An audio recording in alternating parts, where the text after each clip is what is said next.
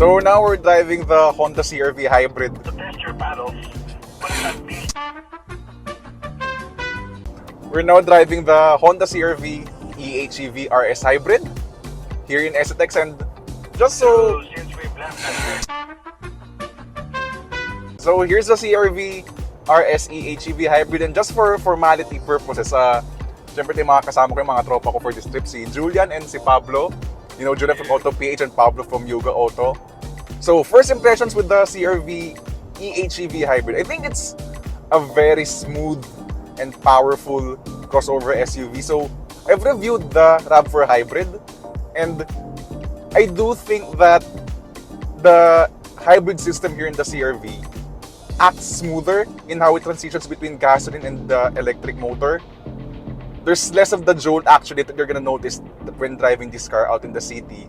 And even here sa highway actually, the engine, the VTEC engine, the 2-liter VTEC by the way, feels very smooth if you're gonna overtake. And it's also worth noting that unlike most hybrids, or at least the one in the Toyota system, may fake gear changes yung yung hybrid system niya. So I'm gonna leave a bit of room para maka-accelerate ako.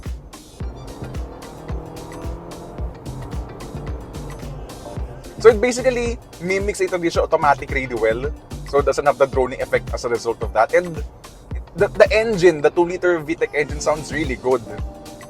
The stability of the car is also pretty good actually in these speeds. The chassis rigidities, alam niyo naman sa mga reviews ko, I always mention chassis rigidity, and also I like how the structure feels rock solid even if you have a panoramic sunroof, kasi panoramic sunroofs usually affect rigidity, and even the top portion nung roof niya doesn't even have a lot of shakes and vibrations when you're going through highways, or rather bad roads.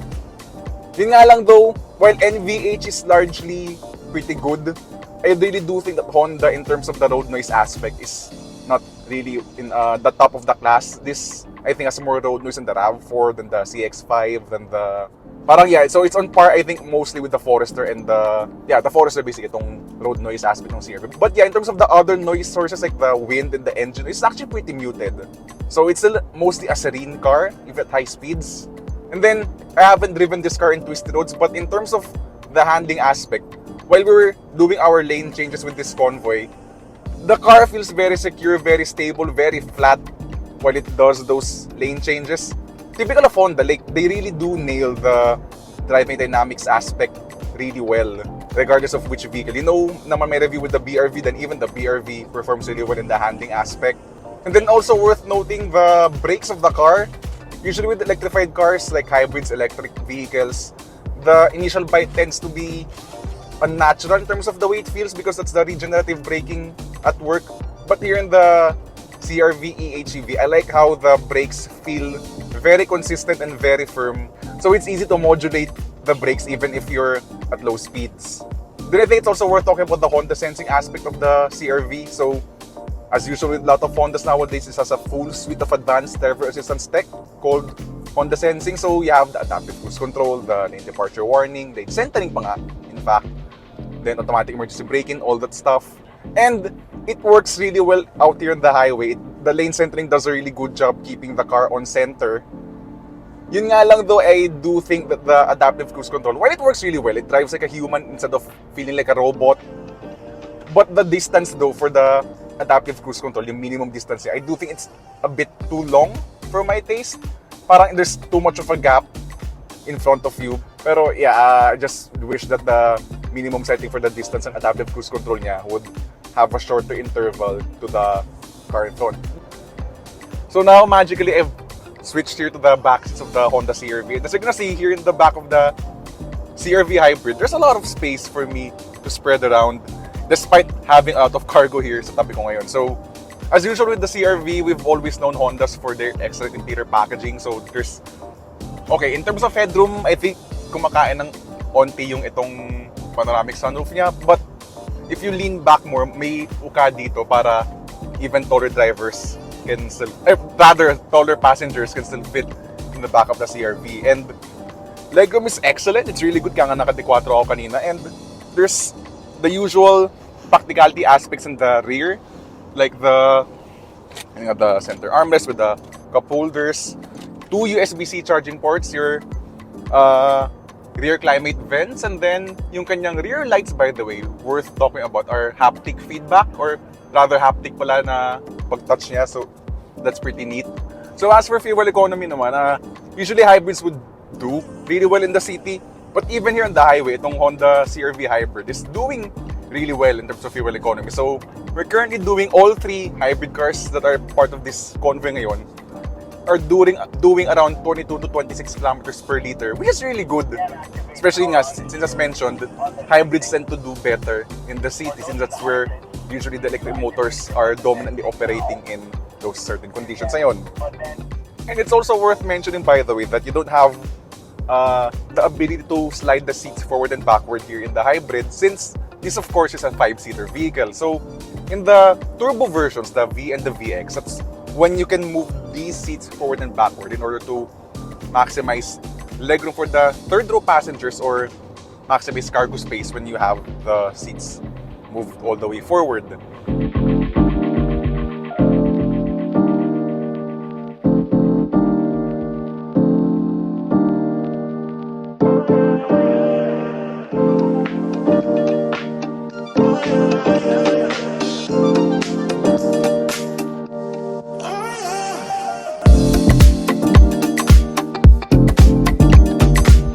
So now we've transferred to the VTEC Turbo version of the CR-V, and Next bridge, it's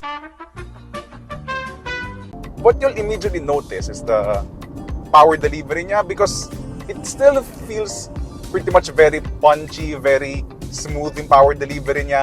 I guess there's less of the immediacy that the hybrid offers because there's no more electric motors filling in the deficiencies of the internal combustion engine. Pero it's still pretty good. So I've loved this engine in the Civic, and I love it as well here in the application in the CR-V. And the power delivery is actually pretty good. Though I think compared to the hybrid pala, now that I mash the throttle to overtake a vehicle, it doesn't do the fake shifts that the hybrid does. So it's really holding the engine, it's really holding the revs. In terms of fuel economy though, a while ago we were doing around 19 to 26 kilometers per liter at best with the CR-V hybrid. Ngayon it's down to 8 kilometers per liter. Though syempre we're hammering this through a lot of corners, so expect it to actually be better in daily driving situations. Then as for handling, now that we're on the topic of handling, though they feel pretty similar in terms of the handling aspect, there's a few differences with the two cars. So due to the tires of the two cars, the tire differences, the RS is slightly grippier compared to the V and the VX. But both cars feel pretty much the same. They're pretty similar in terms of how they handle it through the corners. And I think that with the new CR-V, Honda somehow brought back some of the sportiness that was lost in the past two CR-Vs. In terms of the steering feel, in fact, it feels very direct, feels very responsive, especially once the wheel is turned even more. Then the body control of the CR-V is really good. It really balances out excellent ride comfort along with being able to suppress or minimize body roll, as well as even the vertical motions whenever you're going through undulations. It's a really well-tuned suspension and chassis. In fact, I mentioned din kanina nga na the chassis rigidity is spot on, and that's something that you will feel, especially in terms of handling, because the car just feels like one inherent, cohesively engineered vehicle. Basically, everything feels intuitive when you drive the car. It feels like it's one with you. Parang medyo cliche siya pakinggan, but that's how I feel with the CR-V. I still think that the CX-5 is the sportier one among the crossover SUVs, but this is like up there in terms of the fun-to-drive aspect among crossover SUVs. And in fact, I do think that based on this drive pa lang, you're in this set of twisties, it's really showing the inherent strengths of the CR-V's chassis and platform. It feels really good to drive. It's Honda at its finest with the CR-V in engineering a vehicle that's both comfortable, yet with a bit of sportiness and with a bit of dynamism with the way the car handles two corners.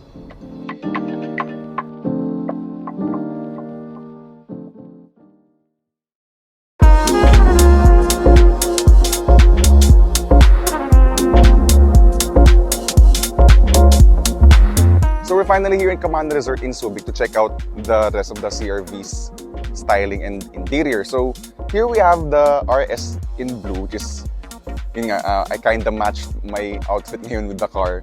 And this lovely blue paint complements the RS's exterior design really well. So starting with the front end, you're gonna see ganang gloss black front grille, which is actually also the case in the VX all-wheel drive.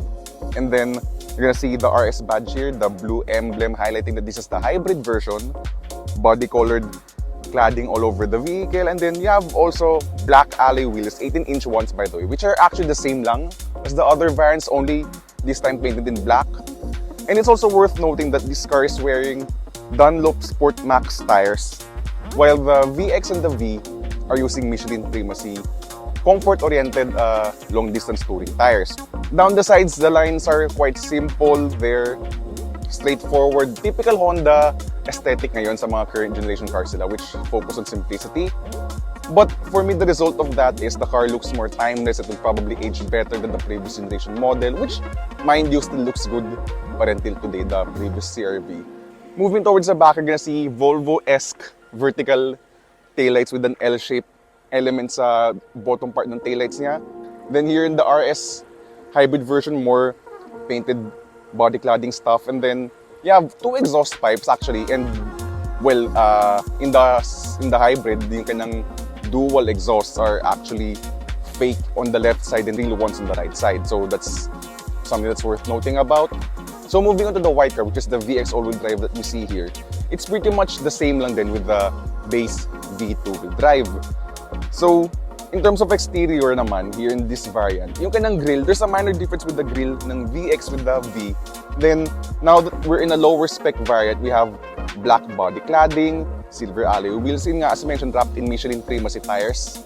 But basically, you get mostly the same design across all variants. Yun nga lang syempre nagkaiba nung RS, naka-body colored body cladding siya. But here, it's the typical crossover SUV body cladding na it's in matte black. So again, moving towards the back, being the VX and the V, basically, you have more of those black body cladding parts. You have two exhaust pipes. Here in this case, they're real exhaust pipes. But by and large, they're pretty modern looking machines itong mga CR-V ngayon. And yeah, you know what? I think it's a good time to talk about the interior of these CR-Vs and to explore more what this car is like on a practicality and technology perspective.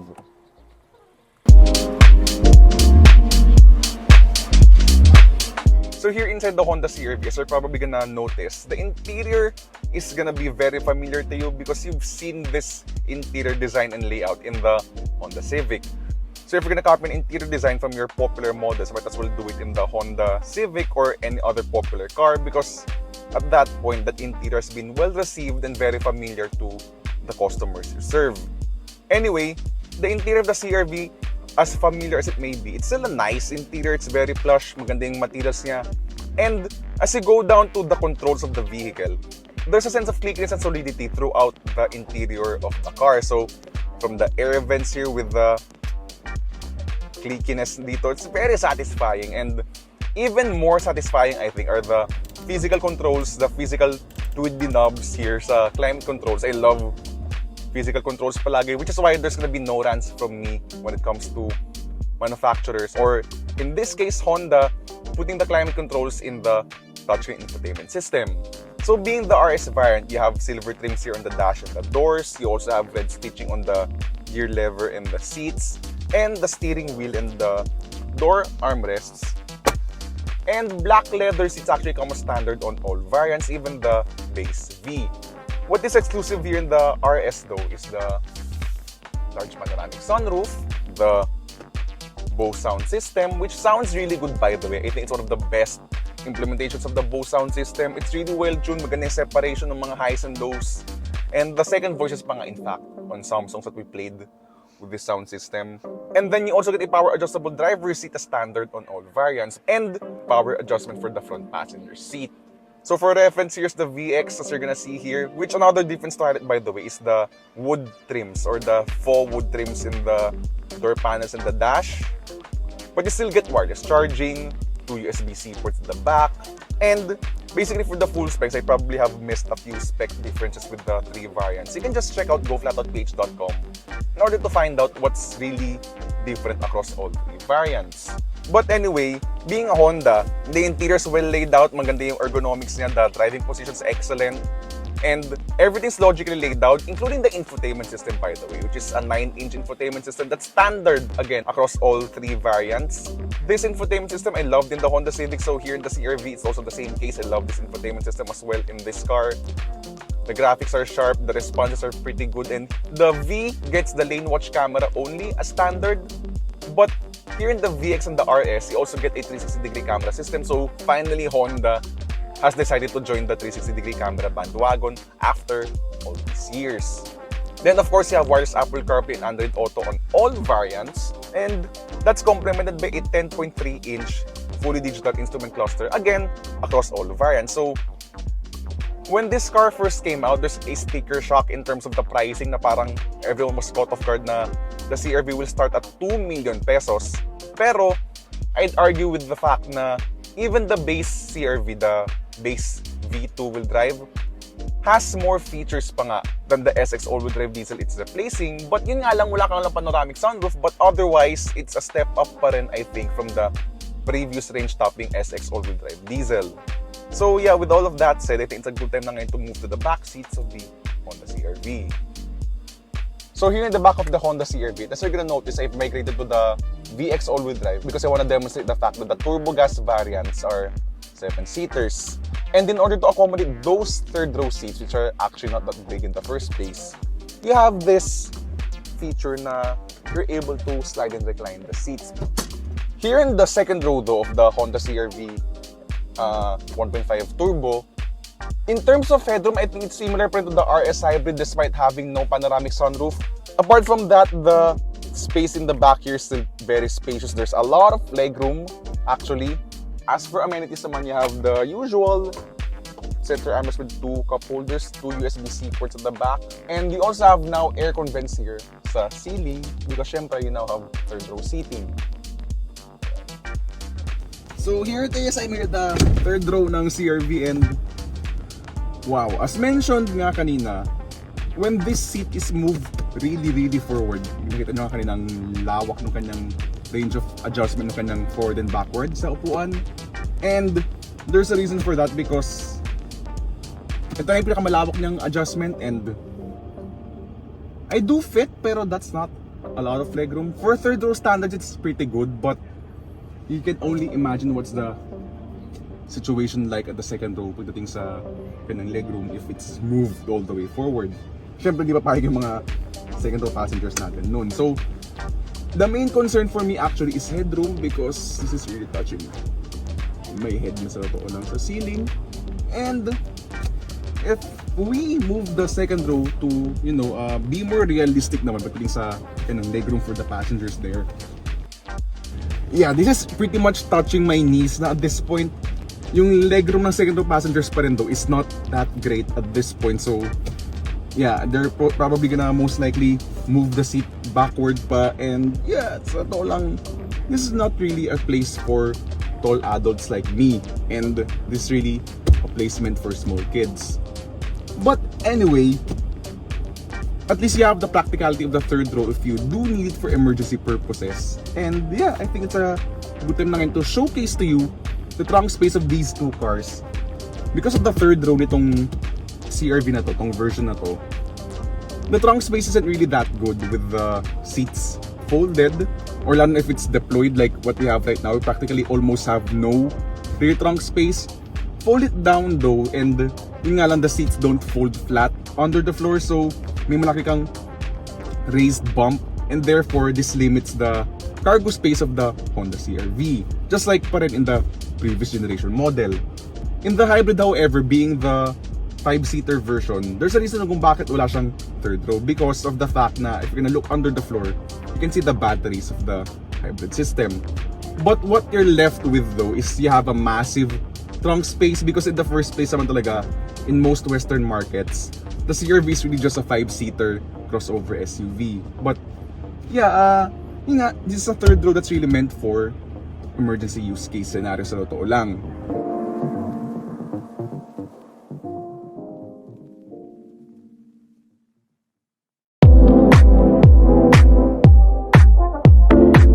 So basically, what do I think of the new Honda CR-V? So actually, on a technical perspective, or at least on how Honda's formulated the new CR-V, the changes are actually quite incremental, but because the powertrain is new in a Philippine context, the new CR-V feels a lot different from the previous generation model. So from a technical perspective, the car isn't radically different from the past CR-Vs or like the general recipe for what a Honda CR-V should be like. But from the handling, from how the car is on a comfort perspective, from a usability perspective, and of course on the tech perspective then, the CR-V is actually quite a leap forward in terms of those aspects, especially on the handling part, because I'm glad now with this new CR-V, it's actually back to form for Honda to surprisingly make this car have a degree of sportiness and handling through corners with this car. And though I find the CX-5 to be the sportier car pa rin, but overall, in terms of polish, in terms of how the CR-V balances sportiness, comfort, and class-leading practicality, there's no contest, I think. This I currently think is one of the benchmarks in the segment. I love the new CR-V so much, and though these are still just my first impressions, these are still subject to change when I get to drive these cars for a longer term. But ngayon pa lang, if you're in the market for a compact crossover SUV, the new Honda CR-V should be on top of your list, sa totoo lang.